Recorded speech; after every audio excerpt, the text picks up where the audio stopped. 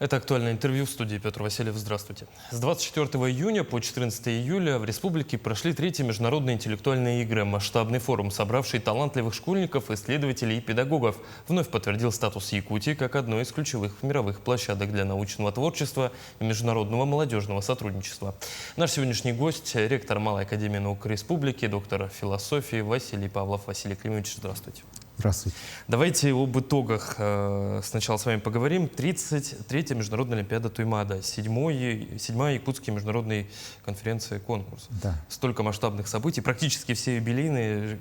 Какие черты или черту одну можно подвести? Да, мы как раз вот провели этим летом уже третьи международные интеллектуальные игры, и в этом фестивале науки входят как раз вышеназванные перечисленные мероприятия. И это показывает о том, что Якутия уже давно занимается одаренными детьми, как раз продвижением олимпиадного движения, научно-проектной исследовательской деятельности, которые как раз два этих больших мероприятия представляют собой. Олимпиада Туймаада уже давно известна, престижна, много ребят принимают участие, передаются уже поколением из поколений, и у нас уже своя есть хорошее сообщество исследователей, экспертов, создателей задач и прочее. То есть уже возникло такое в мире довольно большое количество людей, которые знают, следят за этой замечательной Олимпиадой нашей Туймаада.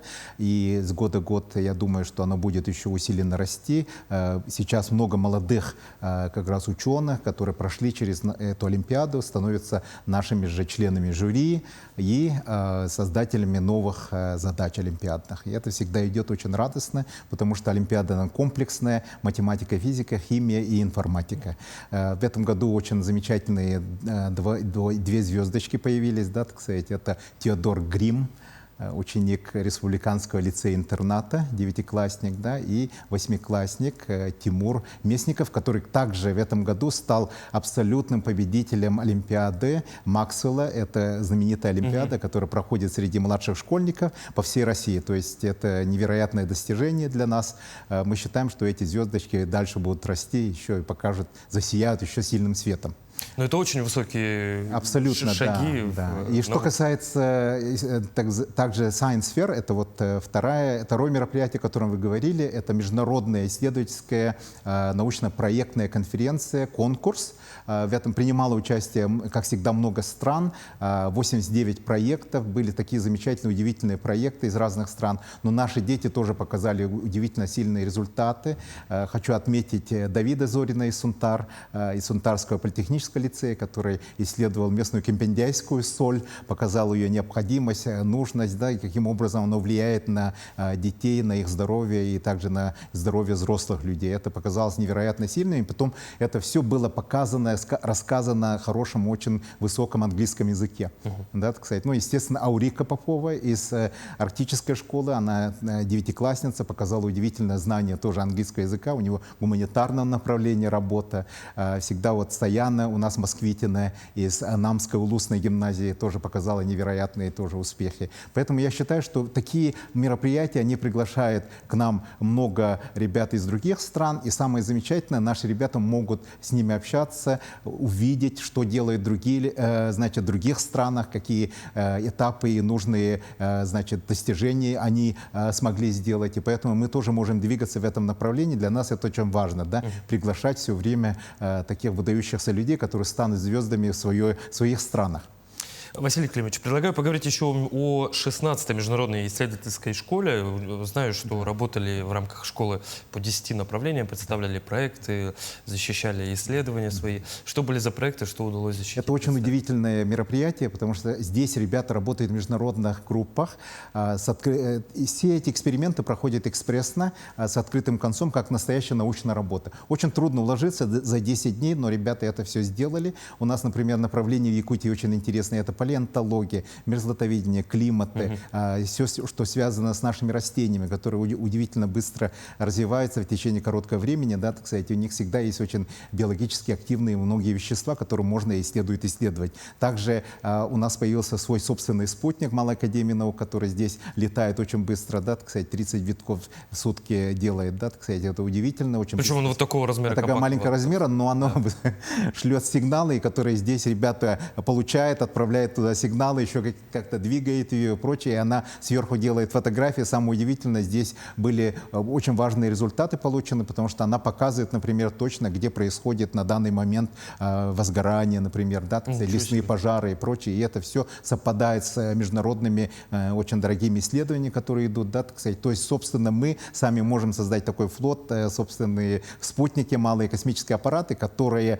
могут зафиксировать все, что происходит на территории нашей республики. И нужно отметить, что это разработка юного ученого, Это, совсем да, юного. Совсем юных людей, да, кураторы его. И что самое замечательное, они создали еще свой собственный центр управления полетами. Был глава нашей республики, он был просто, как говорится, удивлен и восхищен их работой. И самое главное, что эта работа не завершена, она идет постоянно, да, кстати, развивается. У ребят много планов, об этом они и сами рассказывают очень хорошо, поэтому тут научная коммуникация на высоте. Ну, следующий этап ракета, насколько я понимаю, что Да, называется, абсолютно. дальше больше. Василий Климович, предлагаю поговорить еще о телевизионной олимпиаде «Умники и умницы» республики, а точнее ее финале. Как прошло, кто стал дипломатом? Ну, это замечательная абсолютно Олимпиада, и мы очень благодарны людям, которые принимают каждый год участие. Значит, у нас много вот замечательных здесь появилось звездочек, да, так сказать, вот благодарны очень ребятам, которые принимают участие из Арктической школы, из Республиканского лицея, да. И здесь самое главное, да, так сказать, что у нас постоянно приезжает каждый год Сергей Станиславович Гоман, это очень известный человек из Калининграда, который является эмиссаром данной программы. Да, так сказать, вы знаете, что известный уже ведущий, да, ученый, профессор Вяземский занимается этим, да, так сказать, и он очень хотел, чтобы из Якутии многие ребята показывали свои, да, так сказать, вот у нас и мальчики, и девочки, да, каждый год проходят, да, так сказать, вот и Хампадоева, и Спиридонов, вот это замечательные ребята, которые сейчас вот показывают, и мы самое главное увидим это все осенью, да, так сказать, на финале, как все это будет происходить в Москве. И будем болеть за наших. И будем болеть всегда за наших. Возвращаясь к играм, с которых мы с вами начали наш сегодняшний диалог, в этом году, насколько я знаю, к очному участию присоединились сразу несколько регионов нашей страны, в частности, допустим, Москва, Санкт-Петербург, Татарстан, такие три конгломерата науки. Есть и регионы, которые в дистанционном формате участвовали. Как удается так активно привлекать участников с других регионов?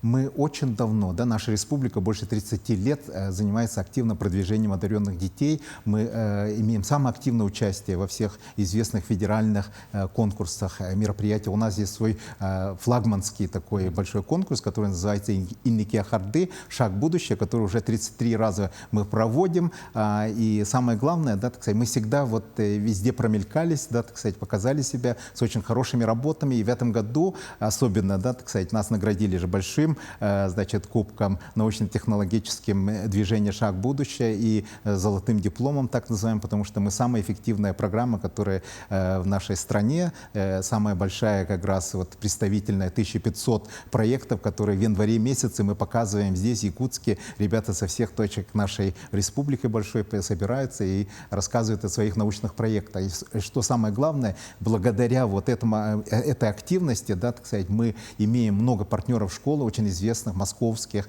из других вот регионов, да, Татарстана, и поэтому они все хотят и стремятся быть у нас гостями и также вместе с нами заниматься научно-исследовательской деятельностью. И это очень хорошо, потому что это помогает и является залогом будущего развития, потому что наука может развиваться только в виде коллаборации, и поэтому взаимодействие с ребятами, будущими исследователями из других регионов поможет нам развивать нашу науку в Якутии. Вот, кстати, о взаимодействии и коллаборациях разного уровня. Сами игры же, насколько я знаю, проходят под эгидой сотрудничества международного в многополярном мире. Вот, на ваш взгляд, как подобного рода научные мероприятия формируют и научное сообщество мировое, и в том числе, как формируется этот диалог между учеными? Да, между учеными диалоги всегда довольно сложная задача, потому что ученые всегда люди занятые, они фокусированно работают, но показывают себя в виде научной коммуникации в различных конференциях и прочее. Но тут у нас подход очень замечательный, потому что мы работаем с молодежью, и, как вы знаете, психологически люди больше всего, значит, приспосабливаются и знакомятся лучше в молодом возрасте. И самое важное в этом возрасте как раз начать эту научную научную коммуникацию. Это позволит нашим ребятам не иметь никаких барьеров в разговорах с тем, во всех их планах, где существует коллаборация как основной и фундаментальный подход, фактор для развития любого проекта научного. И это очень важно. Ну и, насколько я понимаю, такая площадка, она остается востребованной, несмотря на все, что происходит. То, что в большом мире, в научном мире, все тем же вектором идет. Дети — это люди будущего, они не связаны абсолютно с тем, что происходит. Это на самом-то деле нас и восхищает, и дает нам надежду на самое замечательное развитие. Это самое главное. Вообще, если говорить о состоянии развития международных образовательных связей в республике, какую оценку сегодня можно этому дать? Я думаю, что мы на самом-то деле делаем все возможное. Можно сказать, что на самом-то деле наша работа очень отличная. Это, как говорится, мы этим гордимся, да, так сказать, здесь ничего, никакой вот как бы нету стыда, да, так сказать, говорить о том, что несмотря на все сложности, да, так сказать, у нас получается очень хорошо, потому что мы и очень интересный регион на самом-то деле, потому что здесь можно заниматься фронтирными научными деятельностью и прочее. Об этом как раз мы всегда напоминаем, что и ровно 300 лет тому назад началась наука здесь, да, так сказать, когда приехал сюда, приплыл Витус Беринг. Василий Климович, в заключение. Вот насыщенная научная программа прошла, казалось бы, наши дети все сегодня занимаются разными отраслями науки. Кто-то Арктику исследует, кто-то космос. А есть та сфера, куда наши юные ученые только заходят или хотелось бы мы их туда заходим, завести? искусственный интеллект очень важно, да, так сказать, большими данными ребята работают. Для нас открыты очень многие возможности сейчас, да, так сказать, особенно у нас большое будет коллаборация с китайскими детьми, об этом как раз вот будущее как раз находится в этом. Я думаю, что у нас будет очень успешно все это происходить. Ну, оглядываясь назад и помня о том, что все-таки уже летает первый спутник от наших юных ученых, уверен, что будет все более чем успешно. Василий Климович, благодарю вас за интересную беседу. Спасибо, что пришли к нам в студию. Спасибо. Это было актуальное интервью. До встречи.